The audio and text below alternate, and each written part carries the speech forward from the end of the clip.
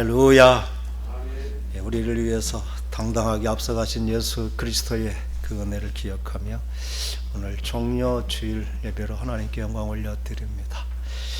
오늘 마태복음 21장 1절에서 11절 말씀을 가지고 주의 이름으로 오신 왕이라는 제목으로 오늘 종려 주일의 은혜를 함께 나누고자 합니다. 우리 먼저 한번 동영상을 하나 봤으면 합니다. 아주 짧은, 제가 찍은 작년 이맘때에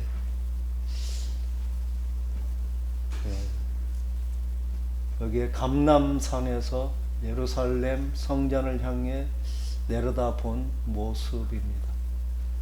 저 가운데 황금동, 그게 바로 예루살렘 성전이었죠.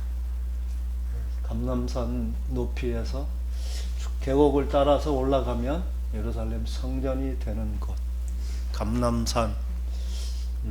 그 밑으로 보이는 수많은 사각으로 된 것은 무덤들이었죠. 사진도 한번 보여주실래요? 요 길이 그 감람산 오른쪽 밑으로 해서 골짜기를 건너서 성전으로 올라갈 수 있는 길, 이 길이 아마 예수님께서 나귀를 타고 내려가셨던 그 길일 것입니다. 이렇게 여기서 한 2-3km 밖에 되지 않은, 바로 눈앞에 보이는 그러한 길이 바로 감람산 벳박의 그 지역입니다. 사진 하나 더 보시죠. 요게 그 감람산에서 좀 가까이, 그 골짜까지 가까이 가서 찍은 사진. 저쪽 계곡을 지나 올라가면 성전이 되는 것. 요 앞에 사각으로 보이는 것은 주님이 오실 때 부활을 소망하며 그 예루살렘 성전을 향해 무덤이 있는 것이죠. 사진 또 있나요? 이거 갔던 일행이 그 정상에서 찍은 사진입니다. 계속 됐습니다. 사진 내려도 되겠습니다. 그 예루살렘 길 사진을 올려주세요. 아까 내려갔던.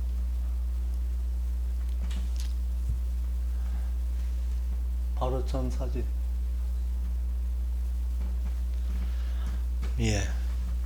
그 사진 말고 그 전에. 오늘 말씀의 현장은 바로 이 근방 어디일 것입니다. 예수님께서 벳박에라고 하는 그곳에서 맞은편의 마을로 제자들을 보내시고 아무도 타보지 않은 나귀가 매여 있는 것을 풀어오라. 마태복음에는 새끼가 함께 있는 그 어미를 풀어오라. 마태복음만 특별하게 더 자세하게 기록한 것 같습니다. 새끼를 맬 필요는 없겠죠. 어미를 따라다니니까. 그래서 그 나귀 새끼를 위해서 어미까지 함께 데려온 것입니다. 예수님의 오심은 하나님께서 보내신 왕으로 오신 것입니다. 그 왕으로 오심은 이미 죄와 사망의 권세를 이긴, 사탄의 그 권세를 이긴 승리한 왕의 입성으로 오시는 것입니다. 그러니까 어쩌면 개선 장군의 모습이 예수님의 모습일 것입니다. 그런데 예수님은 그러한 모든 화려한 영광을 버리고 겸손하여서 나귀, 그것도 짐승에 매여 있는 새끼, 멍에 매는 짐승의 새끼를 탔도다. 나귀의 새끼는 사람들이 타지 않는, 아직 연약한, 그래서 사람이 타면 정말 비틀거려서 제대로 걷지도 못하는, 그러니까 나귀의 어미를 탔으면 그나마 그래도 괜찮을 텐데 나귀의 새끼를 탄 예수님의 모습, 아마 그 나귀 새끼가 다리가 덜덜 떨리면서 비틀비틀 아마 걸었을 것입니다. 개선 장군의 입성에는 아주 화려한 군인들이 앞서고, 군인들의 행렬, 그리고 번쩍이는 창, 그리고 군악대의 팡파르, 그리고 화려한 카페트를 이렇게 깔고 당당하게 병마를 타고 입성하시는 것입니다. 그런데 오늘 예루살렘 성전을 향해 가시는 예수님의 모습은 백마가 아니라 아주 연약한 나귀 새끼를 타고 화려한 군악대의 팡파르가 아니라 정말 사람들의 외침, 이곳은 무덤이 가까이 있는 것을 보여주는 것처럼 그렇게 명성 있고 화려한 사람들이 사는 곳이 아닙니다. 아주 소외된 소시민들이 사는 그곳, 그들이 외침, 다윗의 자손 호산나 우리를 구원하소서 외치는, 다윗의 자손이여 찬송하리로다, 주의 이름으로 오시는 이여 가장 높은 곳에서 호산나. 호산나 하는 것은 우리를 구원해 주십시오.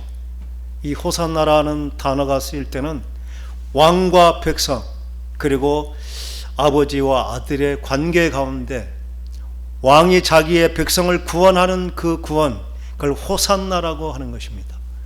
곤경에 처한 아들을 구해주는 그 아버지의 구원, 그게 호산나.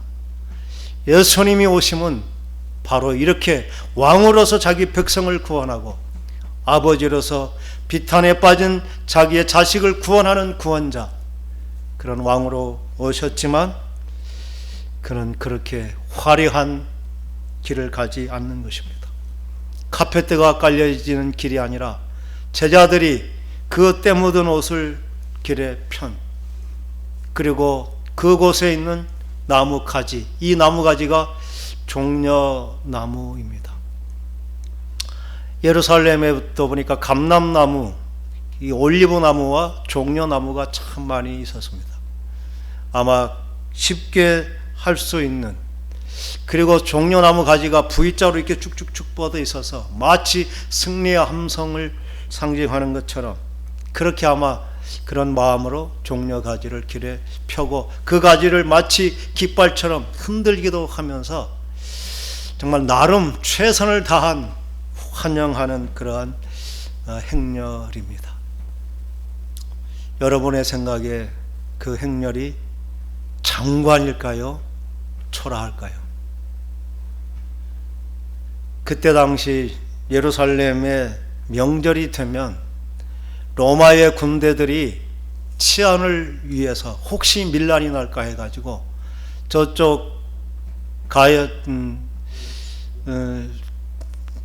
먼 곳에 있는 그 군대를 그때 되면 이미 다 집결을 시키는 것입니다. 로마 군대의 군복을 착용하고 갑옷을 입고 또 말을 타고 이제 창을 들고 아주 번쩍번쩍이는 그러한 행렬을 지어서 예루살렘에 입성하는 것입니다. 그들의 입성과 예수님의 입성, 거의 동시에 일어난 사건이지만 세상의 기준으로 보면 예수님의 입성은 마치 어린아이들의 장난과 같은, 소꿉장난하는 것 같은 그러한 모습입니다. 예수님은 일부러 그러한 것을 선택하셨고 그것이 겸손하여 그렇게 했다는 것입니다. 예수님이 이 땅에 오신 것은 하나님이 보내신 구원자의 사명을 감당하는 것. 예수님은 그래서 왕으로 오셨고 제사장으로 오셨고 친히 진리를 선포하는 제사장으로 오셔서 그 사명을 감당하는 것. 예수님이 하나님께서 이 땅에 보내신 그 사명은 이제 예루살렘에 입성하여 일주일 후에 십자가의 죽으심으로 무덤에 장사되는 것. 이 우리를 구원하는 것은 죄와 사망의 그 대가를 지불하는 것. 그래서 아담과 하와가 사탄에게 속아서 죄의 노예가 되어버린 그 죄의 값을 지불하는 것. 그래서 십자가에 철저하게 죽음을 당하는 것. 그것까지가 예수님께서 이 땅에 오신 사명입니다. 그래서 예수님은 그 마지막 사명을 위해서 이제 5일 후면 자기가 어떠한 고난을 당할 것인지, 어떠한 죽음을 당할 것인지 분명히 아시면서도 아무런 내색도 없이 정말 굉장한 권세를 가졌지만 가장 낮은 모습으로 할 수 있는 최선의 겸손으로 이렇게 나귀를 타고 입성하시는 것입니다.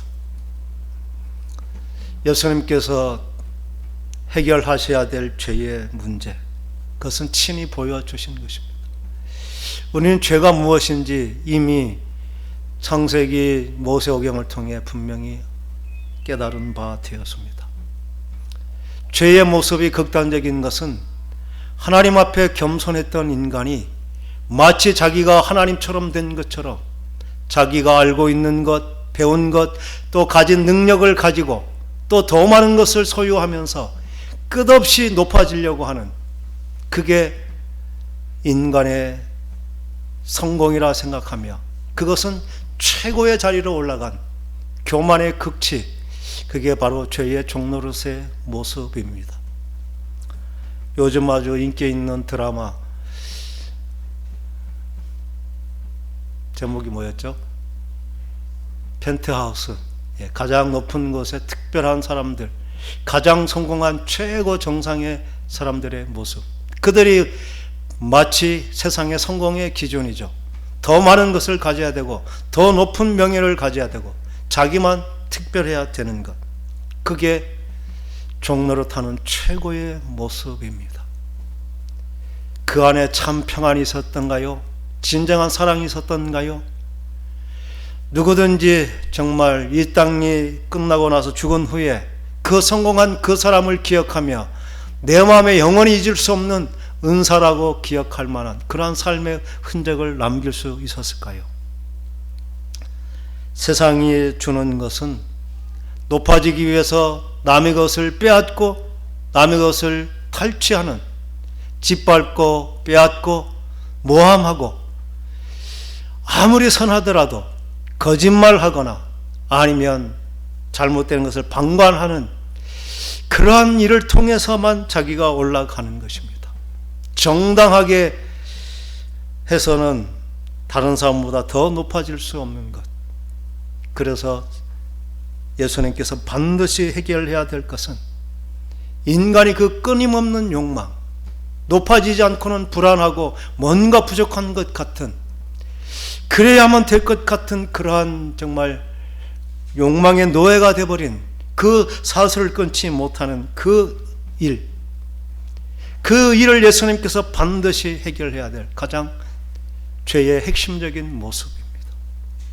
그래서 예수님은 입성부터 자기가 할 수 있는 모든 그 영광, 그 특권을 다 내려놓고 최소한 말이라도 타면 얼마나 편했을까요? 그 것마저 예수님은 포기하고 타야 되겠기에 어쩔 수 없이 가장 연약한 그 나귀를 탄 그 겸손의 모습으로 입성하시며 겸손이 가장 위대한 능력인 것을 보여주는 것입니다. 우리는 힘이 없고 모자라서 무능해서 이게 나서지 못하는 것과 겸손해서 낮아진 것은 외형적으로는 비슷해 보입니다. 미련하고 어리석어 보이고 무능해 보이는 것이죠. 아니 왜 정말 그렇게 왕으로 입성할 것 같으면 사람들을 동원하고 그럴듯한 보란듯한 행렬이 되게 할 수 없었느냐고 비난할 수도 있었겠죠. 무능하면 그런 것이죠. 그런데 예수님은 무능해서 한 것이 아니라 할 수 있는 능력이 있고 자격이 있고 권세가 있고 모든 것이 준비되어 있음에도 불구하고 스스로 절제하고 포기함으로 낮춘 것, 그게 겸손입니다. 예수님께서 그 죽음을 통해서 우리에게 주시고자 하는 것은 이 겸손의 능력이 얼마나 크고 위대한 것인가를 우리로 깨닫고 그렇게 살게 하기 위함인 줄 믿습니다. 겸손이 정말 교만해서 어떻게 높아진 최고의 경지보다 내가 가진 것을 스스로 포기하고 절제할 수 있는, 그리고 나를 낮출 수 있는 것이 얼마나 크고 위대한 능력인지를 우리가 인정하고 주님의 그 가신 길을 우리도 그렇게 억지로가 아니라 우리의 심령 속에서 그 참된 가치, 높아지고 더 가진 것보다 내게 있는 것으로 만족하고 더 낮아짐으로 스스로 낮추고 나에게 받을 영광, 내가 받을 모든 특권을 다른 사람에게도 기꺼이 양보할 수 있는, 그래서 다른 사람이 얼굴에서 참 기쁨과 평안, 또 용기와 힘을 얻는 그것을 보는 것. 그래서 예수 믿는 사람들의 가장 중요한 삶은 내 자랑, 내 기쁨을 추구해서 내가 얻어서 누리는 것보다 다른 사람의 필요를 채워주고 그를 격려하고 위로하고 도와주면서 절망했던 그가 힘을 얻고 용기를 얻고 살아나는 것, 그 다른 사람의 얼굴의 기쁨에서 나의 기쁨을 찾는 것, 이게 예수님께서 보여주신 죄와 사망의 권세가 이긴 탐욕의 노예가 되지 않는, 더 이상 교만이 목표가 되지 않는 주님께서 승리하신 그 승리의 영광을 누리는 것, 그게 바로 겸손을 자유롭게 살아갈 수 있는 그 마음의 여유와 평안을 누리는 것. 왜 높아지려 할까요? 불안하기 때문이죠. 다른 사람이 나를 하시하고 멸시할까봐, 깔볼까봐, 뭔가 있어야 내가 당당해질 것 같음. 그래서 내가 폼나는 인생이 되기 위해서 더 가지려고 하고 높아지려고 하고 정말 잃어버리지 않으려고 아둥바둥 최선을 다하는 것 아닙니까? 근데 주님이 보여주신 것은 하나님의 아들의 영광을 포기하고, 개선 장군이지만 왕이지만 그 왕의 영광과 명예를 버리고 마치 정말 시골 아이처럼 가장 낮은 겸손한 그 나귀를 탄 비틀거리는 걸음으로 당당하게 자신의 길을 가는 것, 이게 오늘 우리가 함께 누릴 큰 은혜인 줄 믿습니다. 겸손이 위대한 능력인 것을, 주님께서 오신 목적은 우리로 하여금 그 교만의 노예가 되지 않는 자, 겸손의 삶을 넉넉히 살아낼 수 있는 그 능력을 주시고자, 그 대가를 지불하기 위해 주님은 오늘 예루살렘에 입성하시고 그 대가의 집을 향해, 십자가를 향해 묵묵히 걸어가시는 줄 믿습니다. 오늘은 종려주일, 어쩌면 정말 승리에 입성하는 그 영광의 날이지만 오늘부터 사실은 주님은 십자가를 향해 그 고난의 길을 가시는 것입니다. 그래서 오늘 찬양도 그렇게 드렸고, 작년도 그랬지만 올해도 코로나19로 인해서 이번 주간, 고난주간에 특별한 행사를 할 수 없어서, 어쩌면 이 주간의 가장 중요한 것은 주님께서 우리를 위해서 십자가의 죽으심으로 정말 죄와 사망의 권세, 우리를 매여 있는, 우리가 감당할 수 없었고 벗어날 수 없었던 그 저주의 굴레가 벗어졌다는 그 사건, 그 사건이 이 주간 가운데 우리에게 주신 가장 크고 가장 중요한 일이기 때문에 오늘 그 주님의 고난과 십자가를 더 깊이 묵상하게 되는 것입니다. 주님이 그 길을 가실 때에 주님은 잠시 멈춰서서 사람 제자 둘을 보내서 맞은편 마을로 보내시며 나귀 새끼가 매여 있는 것을 풀어오라. 그러면서 누가 무슨 말을 하거든 주가 쓰시겠다고 하라. 주가 쓰시겠다 하라. 주님께서 하신 어쩌면 최고의 말씀이겠죠. 내가 쓰겠다. 하나님께서 친히 이 구원의 일을 이루어주시는, 하나님께서 예수님께 말씀하신 그 인류를 구원하는 그 위대한 사명을 감당하는데 내게 필요하니 내가 쓰겠다. 그러한 요구를 받고 그렇게 그 주님의 쓰심에 드려질 수 있는 준비된 사람, 그 사람은 얼마나 참 행복하고 복될까요? 여러분이 만약 그 나귀의 주인이었다면 여러분은 얼마나 참 마음으로 그 정말 기쁨과 그 감격이 있었을까요? 그때는 몰랐죠. 아니 멀쩡한 내 나귀를 끌고 왜 가져가는지 그렇게 말할 수도 있었지만 아마 그 사람은 그렇게 생각지 않았을 것입니다. 예수님은 아무런 마음도 준비도 없는 그 사람의 것을 달라고 하지 않기 때문입니다.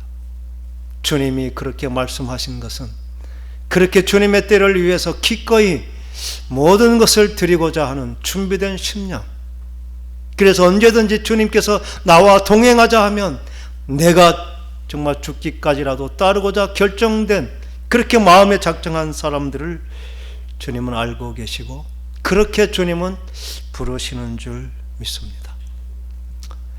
이 시대도 마찬가지입니다.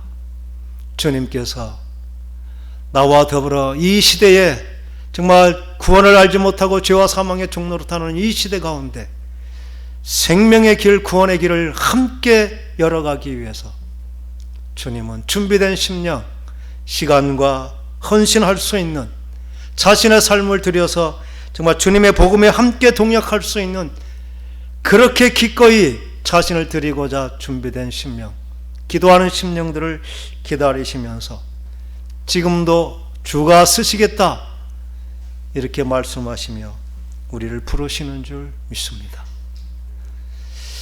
우리는 과연 무엇을 주님께 드려서 주님이 쓰시기에 합당한 그것이 되게 할 수 있을까요? 주님께서는 많은 것이 필요하지 않습니다. 내가 준비된 마음, 그리고 내가 할 수 있는 최선의 것, 시간이 있을 때 시간, 물질을 주어졌음을 기억하고 물질이 필요하다고 주님이 마음에 감동을 주실 때 기꺼이 주님이 원하시면 드리겠다는 그 마음의 결단과 고백으로 우리는 이 주님의 쓰심에 함께 할 수 있습니다. 우리는 이 땅에서 유한한 삶을 살지만 하나님과 영원히 시간이 있습니다. 만약 우리가 주님이 원하실 때 그것을 거절하고 나중에 그때 주님이 쓰시겠다고 내게 손을 내미셨구나, 내가 그런 감동을 받았는데도 내가 몰랐구나, 그게 얼마나 원통스럽고 한이 들까, 그런 생각을 해봅니다. 주님께서 잠시 머물러서 주가 쓰시겠다 말씀하시면 그것은 우리에게 가장 큰 축복의 시간이 되는 줄 믿고, 주님이 어떠한 감동을 주시든지 기꺼이 살아계신 주님, 그 구원의 사역에 연합하는 그 복된 삶을 결단하며 그렇게 살 수 있는 저와 여러분 되기를 간절히 소망합니다. 아멘. 예수님께서 이 땅에 오셔서 하신 일은 이미 예언된 것입니다. 예수님은 하나님께서 보내신, 주의 이름으로 오시는다는 것은 하나님께서 보내신 자라는 그러한 뜻이죠. 예수님의 사역은 왕도 중요하고 선지자도 중요하고 제사장도 중요하지만 그 모든 것을 통틀어 가장 중요한 사역은 구원자의 사명입니다. 이 땅을 구원할 구원자는 오직 유일하신 예수 그리스도. 많은 위대한 지도자들은 있습니다. 많은 종교 지도자들, 그들도 다 정말 위대한 삶을 살았지만 그들은 인류를 구원할 구원자는 아닙니다. 자신도 구원하지 못하는, 죄의 문제를 해결할 수 있는 사람은 아무도 없기 때문이죠. 그래서 예수님께서 이 땅에 오시는 것은 주의 이름으로 오시는 왕, 그가 할 수 있는 것은 죄와 사망의 권세를 완전히 무력화시키고 모두를 죄의 노예에서 해방시키는 그 일을 하는 것. 그래서 반드시 죄의 대가가 지불되어야만 되는 것. 그래서 예수 그리스도의 십자가, 어쩌면 이 십자가가 없다면 예수도 어떤 위대한 어떤 성인 중에 한 사람이 될 수밖에 없었을 것입니다. 그러나 예수가 유일한 구원자가 될 수 있는 것은 죄 없는 몸으로 오셔서 죄의 대가를 철저히 지불하심으로 죄의 노예가 된 우리 모두의 죄를 다 대신 갚아주신 대속의 제물이 되신 것. 예수님께서는 그게 가장 고통스럽고 치욕적인 그러한 일이었지만 그것만이 유일한 우리가 다시 살 수 있는 길이기에 주님은 힘써서 기도하고 하나님의 은혜를 덧입어가면서 정말 주의 그 사명을 감당한 것, 그게 이 한 주간의 삶인 것입니다. 예수님은 이 땅에서 사시면서 그렇게 많은 말씀을 하시지 않은 것으로 생각합니다. 그런데 요한복음은 이 십자가의 사건이 있었던 그 짧은 기간 동안 예수님께서 자신에 대해서 무엇이라 말씀하셨는지, 나는 하나님께서 보내신 자다, 하나님께로부터 보냈다, 나는 아무것도 내 뜻대로 행하지 않고 아버지께서 행하시는 그 일을 내가 행한다, 아버지께서 하라고 말씀하신 그 일을 내가 행한다, 그리고 아버지와 나는 하나다, 나는 아버지와 영화롭게 영원부터 함께 있었다. 예수님께서는 분명히 자신의 사명에 대해서, 그리고 자신의 죽음은 하나님께서 정하신 그 구원의 사명을 생명을 다하여 끝까지 순종함으로 그 일을 다하는 것. 그래서 하나님께서는 그것을 가장 큰 영광이라 이렇게 말씀하는 것입니다. 하나님의 사명을 생명을 다하여 이루는 것, 그것이 우리가 받을 최고의 영광이다. 주님은 그래서 십자가 사건을 가장 영화로운 사건이다, 내가 십자가 지기를 결단하고 변함없이 이제 지게 된 내 마음의 결정이 된 그것을 보고 하나님은 이미 영광을 받았다, 이렇게 말씀하십니다. 우리는 십자가 사건을 통해서 죄와 사망의 모든 권세는 이미 해결이 되었다는 것입니다. 그럼에도 불구하고 우리는 아직도 그 죄와 사망의 종로를 타는 탐심이, 또 내가 높아지고자 하는 그 내가 하나님 되고자 하는 그 마음, 그리고 사탄이 부추긴 대로 내가 눈이 떠졌으니 사람보다 더 좋은 기준을 가지고 있으니 모든 것을 내가 마음대로 판단하고 결정하고 내가 갑질해도 된다고 이렇게 부추기는 것. 예수님의 사건은 우리의 근본의 삶을 변화시킨 것이죠. 지금까지 우리의 생각, 우리의 어떤 정말 욕망대로 그게 자연스러운 것이 아니라 죄에 오염되어 버려서 정말 우리가 하나님 뜻보다 우리의 사람의 욕심, 그게 자연스러운 것이 아니라 사탄의 말에 이미 중병에 걸려버린 것처럼 모두가 죽을 수밖에 없는 그 죽음의 길을 가는 정욕과 탐욕의 노예가 되어버린 그 길을 가면서도 그것을 죄로 여기지 못하는 것, 그게 깨달아지고 그게 죄임이 깨달아지면서 이제는 더 이상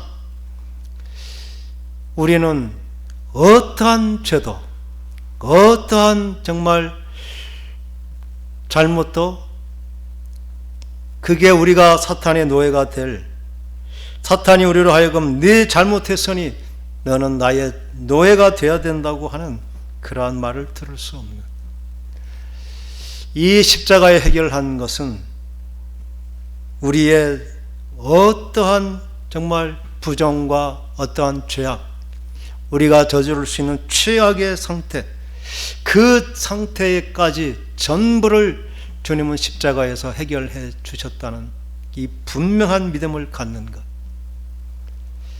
우리의 죄는 이미 다 십자가 예수님께서 자신의 생명을 들여 해결하심으로 우리가 더 이상 죄의 노예로 사는 것은 너무나 억울하고 부끄러운 사실임을 우리가 마음으로 깨닫고, 역시나 우리의 습관적인 죄가 드러날 때 우리는 그때 넉넉하게 정말 이제는 더 이상 죄의 노예가 아니라고 선언하고 당당하게 그 죄가 해결된 그 복음의 능력을 사는 저와 여러분 되기를 간절히 소망합니다.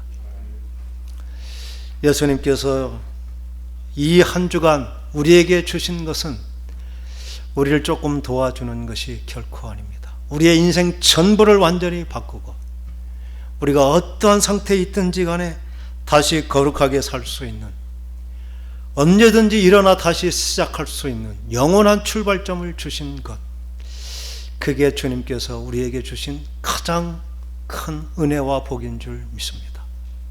십자가 사건은 그래서 인간이 어떤 것으로도 지불할 수 없는, 어떤 것으로도 대신할 수 없는, 그래서 예수 믿는 우리는 가장 위대한 능력을 가진 자, 더 이상 죄와 사망의 종노릇하지 아니하는 주님께서 이제 우리는 그것을 2000년 전에 오늘의 사건으로 다시 기억하지만 주님은 이미 우리가 받을 은혜와 복을 2000년 전에 완성해 주셨고, 깨닫는 그 순간부터 믿는 우리는 그 주님께서 해결하신 복음의 능력을 누리게 되는 줄 믿습니다. 이 한 주간 정말 다시 옛날을 돌아보면서 과연 주님이 그때, 아니 지금 이 시대에 나와 동행하시며 그 고난의 길을 가시면서 내게 무엇을 요구할 때 과연 나는 어떻게 응답할 수 있는지 내 삶을 돌아보면서 정말 주님의 음성을 생생하게 기억하는, 그렇게 한 주간을 보내면서 주님의 고난과 동참하면서 주님의 그 깊은 은혜와 사랑이 이제 지식으로 알던 것이 마음으로 느껴지면서 우리의 삶을 변화시킬 수 있는 실제적인 능력으로 우리 가운데 임하는 그러한 은혜의 시간이 되기를 간절히 소망합니다. 기도하겠습니다.